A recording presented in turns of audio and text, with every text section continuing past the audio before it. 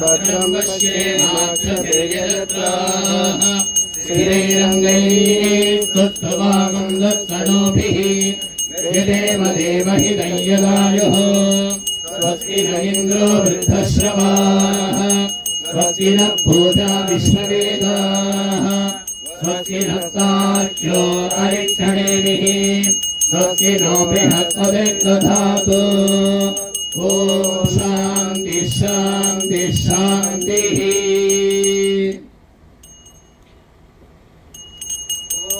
ओंकाय च धर्मस्य सर्वधर्मस्वरूपे अवतारवरिष्ठाय रामकृष्णाय ते नमः।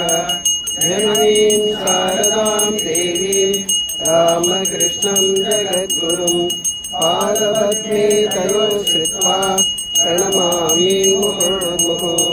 नमः श्रीयतिराजाय विवेकानन्दसूरये सच्चित्सुखस्वरूपाय स्वामिने तापहारिणे कालिन्दे पुल्लकमले माधवेन क्रीडारदः ब्रह्मानन्द नमस्तुभ्यं सद्गुरो लोकनायक योगानन्द प्रेमानन्द कान्ये वयेश भाषदा रामकृष्ण गदप्राण सर्वां तां प्रणमाम्यहम् सर्वां तां प्रणमाम्यहम्।